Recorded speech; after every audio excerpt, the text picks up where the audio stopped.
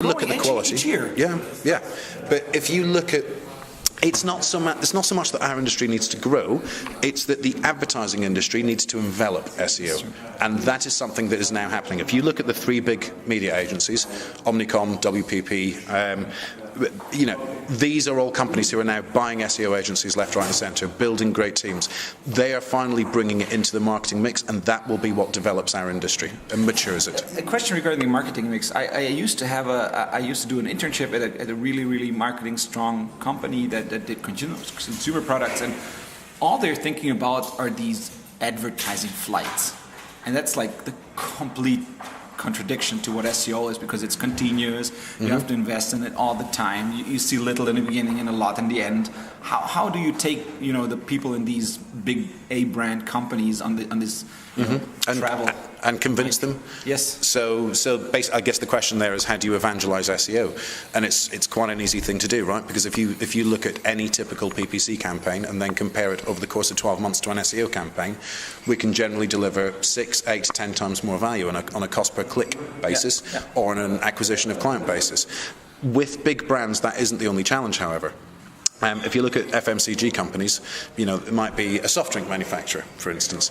They're never going to sell a can of soft drink over the internet. Exactly. So you have to have this brand that they load with values and. Exactly. So there's lots of other things that we can do as well. Now, I don't know if you've seen it, but there was a really good example that was done. It wasn't in SEO, it was in PPC, but it was a great example that Converse did about 2 years ago with a campaign called Domination. Okay. You can look it up on YouTube. It's a fantastic example of what can be done. And what they did was, over the course of a year, they looked at lots of search terms that have got predictably high volumes at certain times of year that fit in with a specific demographic of searcher but have no competition. So examples for that might be how to get a prom date. What is it? How to get a prom date in America. Or first day of summer was another good example. And they built out microsites that were branded Converse that gave the people the information they were looking for, because they knew that the average, it would be class ABC 18 to 24-year-old guys that were searching for it. That's smart. Exactly. So there's lots of different ways that SEO can be used to attract brand equity and brand recognition for these big companies. Okay. But Converse shoes you can actually sell online, but you can. If it was ice cream or any really FMCG company, then that's a perfect example. Yeah, exactly. And if you look at, I was having this discussion a couple of weeks ago with another one of my friends, and this doesn't just apply to the worlds of FMCG. If you look at politics. Or cars. Perfect. Well, cars, but you can like a test drive. You can generate a lead for a test drive online. But again, the image that is connected to certain car brands, you cannot build that in clicks and leads. And that's true. That's true. But let's take lead generation entirely out of the question here. If you look at competitive SEO against values or against demographics. Okay. So recently, about 2 years ago, we had this thing in London where the mayor, Boris Johnson, was introducing bendy buses, the really long buses that are joined in the middle, and it turned into a big political issue and things like that. Is it a great innovation I missed? No, there's nothing particularly special about them at all. They've got them in the rest of Europe and all the rest of it. But the thing is, he could have used at that point SEO to rank for the terms that were specific to what he was trying to introduce to get his message out there. In the same way that the world's biggest brands that will never sell their product online can also get their message out there by targeting terms that make sense. Sure, if I'm selling cream, face-to-hand cream or something, and I'm the brand, I should be ranking for hand cream. That kind of stuff you refer to. No, things like beauty tips. Okay. Things like that are not inherently commercial at all.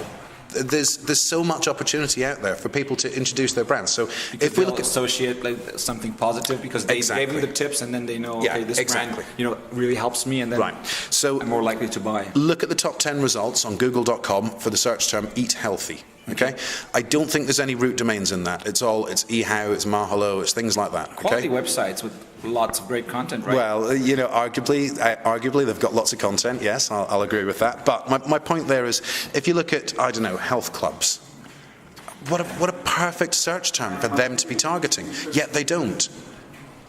You can still argue that those guys will sell memberships online and things like that. But if you look at FMCG or look at fast food retailers, for instance, why wouldn't some of the world's biggest fast food retailers want to rank for eat healthy and then explaining why their food is better than other people's and all the rest of it? How do you explain these companies let's say the time lag that there is between activity and results. Because, you know, from their PPC campaign, they know, if I give you $20,000 this month and you fire them out, I get the clicks. They know the same thing from their TV ads, print ads, whatever. Yep. How do you explain this? I mean, how do you take that there?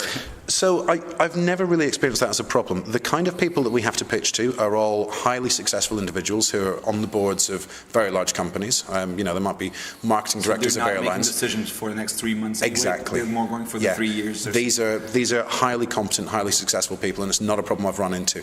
If we were doing this for SMEs, I can totally see how that would be a problem. Okay. But we're doing this for brands that have existed for maybe 100 years already anyway, right? You have right? more strategic view Exactly. on things. Okay, that's cool. Yeah. That's cool. So what really pisses you off in search these days? What really pisses me off in search? So just to get away from the politically correct answers. No, that's fine. That's a great question. What really pisses me off in search these days is the fact that certain things still work that just fill the internet up with crap. So did you talk to Joost? Because I asked him the same question, you gave him the same answer. Did he? No, seriously. It was a preparation for the interview. Yeah, I've compared notes with him. No, it's my number one bugbear, right? Is I hate the whole article spinning and directory submission and the sake of creating more stuff on the internet just for the sake of getting it there for a link, I don't think is an appropriate way for big brands particularly to be operating. So it's much, much more important for me to do well-executed campaigns that make sense. There's a great example that we did for Virgin this year, where we launched a news story, which was it was just after Pluto had been requalified not a planet. Okay. So we launched a news story with Virgin saying that Richard Branson had bought Pluto to reinstate it as a planet. Now, we got links from almost every newspaper in the world off the back of that. You know, the BBC, CNN, Fox News, CBS, all of them linked back to the page that we wanted to. Is it actually illegal to say something that is not true? We released it on April the 1st. Ah, that's good. That's good. Yeah. But then again, okay. Yeah. It can take off. It can be. Yeah. It went massively viral. He's crazy enough, so it could be possible. Exactly. It could be. Exactly. But that's the thing. It's about creative thinking. It's not about going onto a webmaster forum or an SEO forum and paying someone $15 to do 1,000 directory submissions. That is bullshit. I disapprove of that level of SEO. I have done for many years. I don't think that's what this as an industry should be about. It should be about creative thinking and execution of great campaigns. But that is only from the perspective of doing SEO for large companies, SMEs, or like, you know, the individual affiliate guy who does a little SEO for his own websites to earn a little on the side. Well, there's always going to be the question of if you can get value from that, whatever, $50 that you're investing in link building, right? And if you can get value from it and it's ROI positive, then I can totally see how you would do that. That's why it still exists. Yeah, that's the sole explanation. That's fine. It works and it pays off. That's why it exists. But one day, touch wood, it will stop working. Okay. Hopefully, when Google figure that shit out once and for all, it will stop working. What's your guess? When is that going to be? That will be. I had an argument about this last night that I think you were involved in. I think over the next 2, I'll say 3 because I got. Oh, come on! All right. Yesterday you were like 18 month max. Yeah. All right. No, fair enough. So, lots of creative people in SEO have managed to engineer the link graph to such an extent that we can make things rank. I'm not including myself in this. I would never do anything like this. But we've managed to engineer networks that allow us to link to websites inorganically to make them rank for stuff. There is only a very small percentage of the human population that have the ability to create a link on the internet. Not very many people have their own websites or blogs. It's such a small fraction. Absolutely. Such a huge fraction of the entire internet have the ability to have a social profile. I see no way that this will not be worked much heavier into the Google algorithm over the next 18 months or 2 years. It has to be. So they'd got quite far down the road with Twitter, and then they've abandoned that. Suspiciously, one might say about 3 weeks after they lost the Twitter fire hose, Google Plus was launched. Now, I don't think that has... It's pure coincidence. There were probably 2 different business units, had no idea. They didn't communicate well. It's a big company. Absolutely. Come on. Absolutely. That can happen.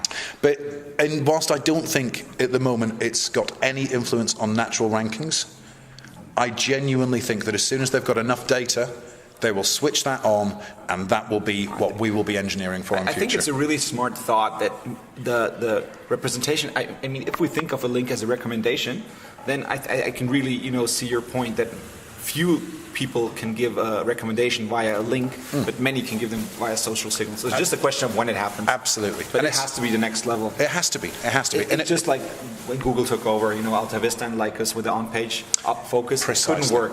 It just delivers better results. Yeah. And this is what social is going to be someday. We'll just have to place our bets. When is that going to be? Hey, I was doing this 15 years ago when you just had to write Viagra on a page 150 times, right? We've got Dennis here, who was head of SEO for eBay for some time, and I've used a little slideshot of them doing exactly that a couple of years ago in many of my presentations, saying, look, hey, it wasn't just the little guys that were keyword stuffing. Exactly. eBay spent years doing it because it worked. That goes back to the whole point about the $50 for submitting to 1,500 directories. At the moment, it works. It's a bad strategy. It's a technique, yes, but it's a bad strategy. It's like leapfrogging. They do it while it works. If it doesn't, they will look for something else. If there is something else, but a strategic move would be different. Absolutely, absolutely. So that to me is the fundamental difference between working on big brand SEO and SME SEO. All right. Thanks so much for the interview. You're very welcome. Thank you. OMReport and Andre Alpar would like to thank you for your attention. You can get more episodes on www.OMReport.com.